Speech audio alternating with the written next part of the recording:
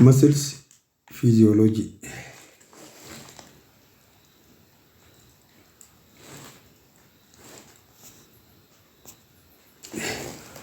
Objectives.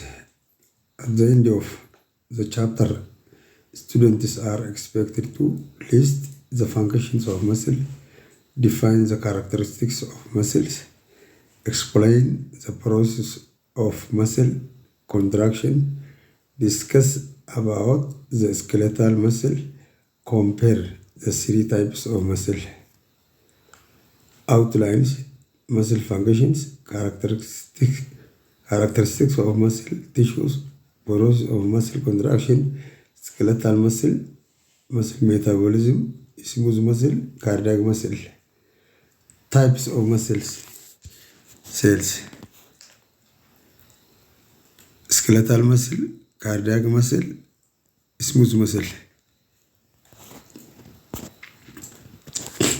Muscle functions: production of movement, thermogenesis, maintenance of posture, stabilization of joints. Production of movement: body parts, blood, lymph, food, bile, urine, semen, newborn. Thermogenesis: generation of heat, shivering, maintenance of posture. Muscle contraction is constantly allowing us to remain. Muscle of your neck are keeping your head up right now. As you stand, your leg muscles keep you on 2 feet. Stabilization of joints: muscles keep tendons that cross the joint nice and firm.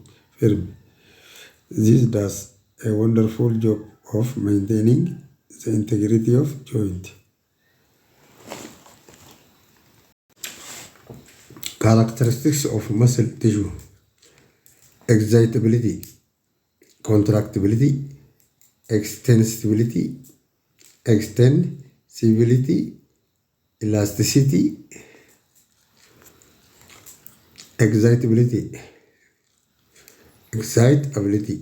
ability to receive and respond to a stimulus.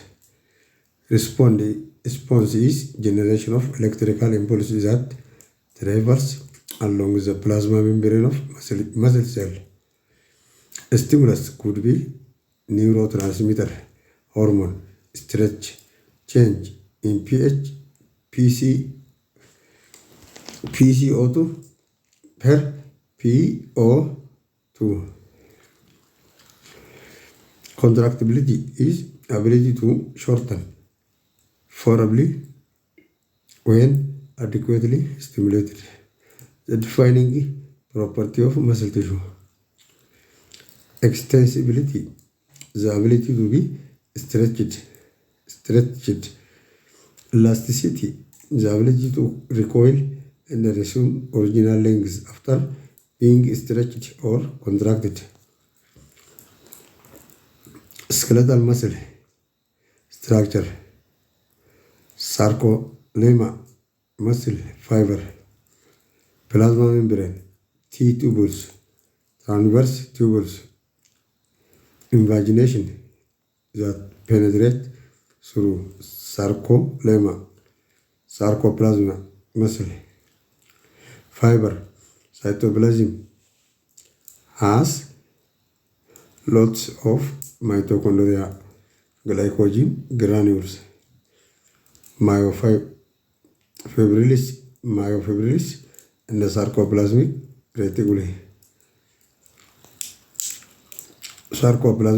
reticulum.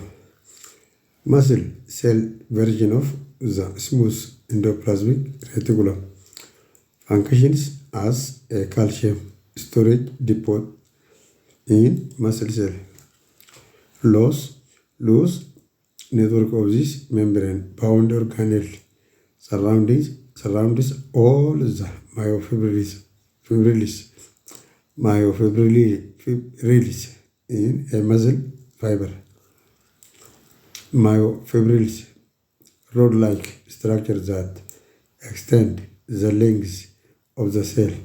Long bundles of protein structures called myofilaments, and their actions give muscles the ability to contract. Myofilaments, two types, thick and thin, make up myofibrils. Thick myofilaments are made up of the protein myosin.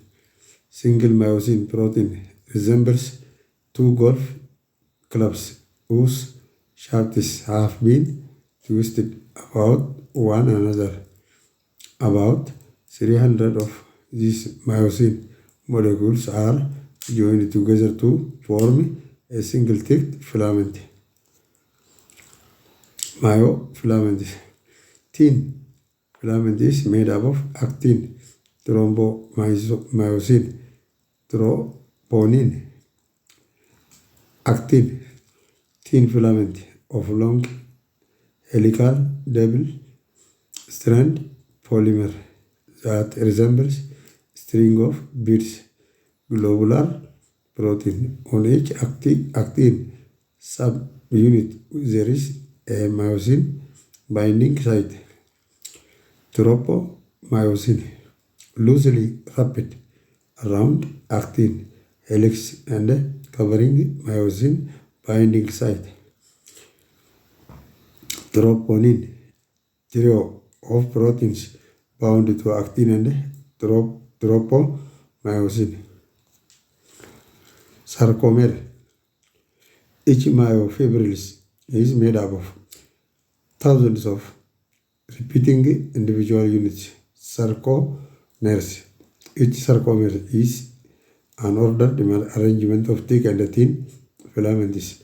Notice that it has regions of thin filaments by themselves, a region of thick filaments by themselves, regions of thick and thin filaments overlapping. Continuous sarcomere, a band or anisotropic thick filament, zone of overlap, thick and thin. Each zone contains only thick filaments. I band, isotropic, contains only thin filament. M line, hold thick filaments together. Muscle contraction, sliding filament hypothesis. These filaments slide over thick filaments, disc closer together. When all the sarcomeres in a fiber gets shorter, which pulls on the endomysium, perimysium, epimysium, and attached tendon, and then pulls on the bone, we have a complete movement.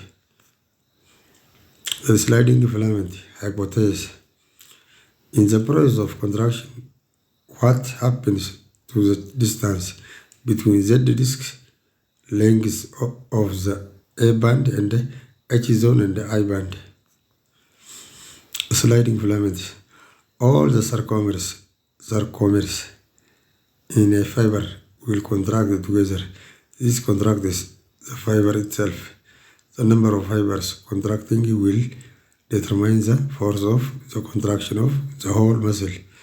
We can actually divide the whole process of muscle contraction into 4 steps. 1. Excitation. 2. Excitation, contraction, coupling. 3. Contraction. 4. Relaxation. The neuromuscular junction, synapse between neuron and muscle. The diagram is look like this. Excitation. Nerve signal will arrive at synaptic ending bulb and cause arc containing vesicles to undergo exocytosis. Arc will diffuse across synaptic cleft and bind to ACK receptors, ligand gated or N or sodium channels. The binding of ACH causes them to open. Sodium will rush into the cell, making the local cell interior more positive. Depolarization, a local event. Excitation, contraction. AP, travel.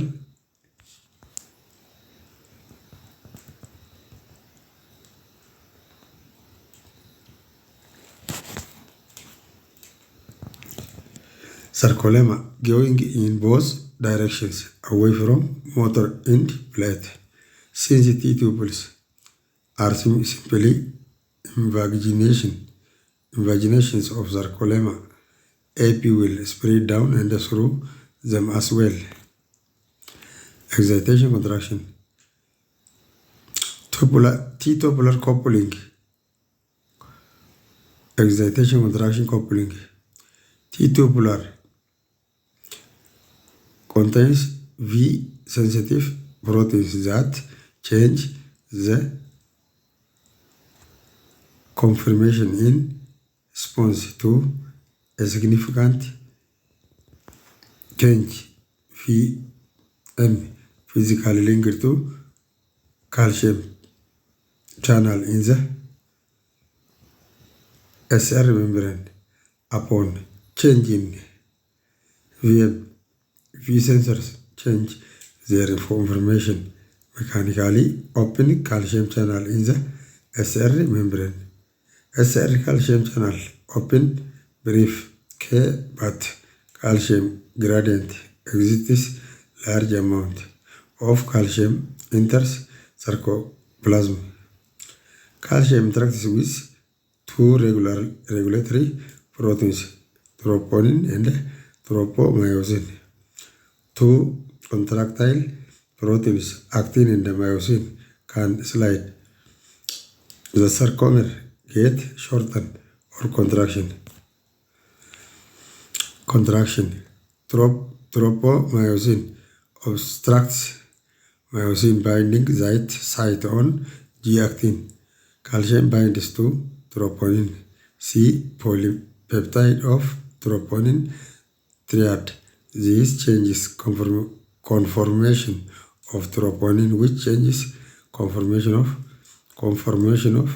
tropomyosin, which exposes myosin binding site on actin. Contraction. Once actin's myosin binding site is exposed, myosin will attach to it. At this point, myosin has just hydrolyzed ATP into ATP and P. However, both molecules are still bound to myosin. ATP hydrolysis provides energy for cooking of myosin head. Once myosin is bound to actin, myosin head will release ATP and P, which will cause it change conformation. This results in the thin filament sliding along the thick filament. Myosin then remains bound to actin until it binds to another ATP. Myosin then hydrolyzes new ATP and the cycle can begin again. This is the diagram and the reaction. The circuit breaks cycles that cause sliding of the filament and the muscle contraction. Hydrolysis of ATP is required for activation of the cross bridge, and the binding of a new ATP is required for the cross bridge to release from the actin at the end of a cycle. The cycle of attachment, power, stroke and release continues as long as calcium and ATP remain available. Typically, half the myosin molecules at any time were bound to the actin, while the other half are preparing to bind again. A common analogy is climbing a rope hand over hand. Cross bridge cycle. The components are just like this. Relaxation. Calcium pumps in SR membrane work on of sarcoplasm and back into SR. Enable calcium pumps in SR membrane work constantly to get calcium out of sarcoplasm and back into SR. Unable to do this as long as muscle is still binding ACH released by motor neuron. As long as it keeps being stimulated, ACH does not remain bound to ACHR for very long. It quickly releases and either binds again or more likely is hydrolyzed by enzyme acetylcholinesterase. Exists as part of sarcolemma and ferriwis in the synaptic cleft. Relaxation. When muscle ceases being stimulated, calcium pumps win and the sarcoplasmic or calcium negative drops. Calcium stops being available for troponin and the tropomyosin shifts back into its inhibitory position. Muscle returns back to its original length via elasticity of connective tissues elements plus contraction of antagonistic muscles and gravity. Rigor mortis. Upon this, muscle cells are unable to prevent calcium entry. This allows myosin to bind actin. Since there is no ATP made post-mortem, the myosin cannot unbind and the body remains a state of muscular rigidity for almost the next couple days. Myasthenia gravis, extreme muscle weakness, autoimmune disease where antibodies attack ACH receptors on NMGS results in progressive weakening of skeletal muscles. Why? Treated with an anticholinesterase or neostigmine or physostigmine decrease activity of acetylcholinesterase ACE. Why would this help someone with myasthenia gravis? Muscle metabolism.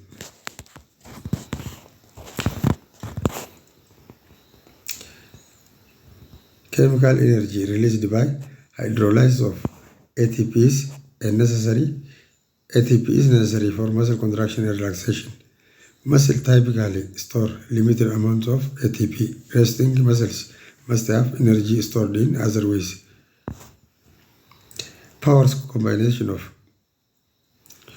glucose monomers bloodstream into storage polymer glycogen create another energy storage compound, creatine phosphate or phosphocreatine.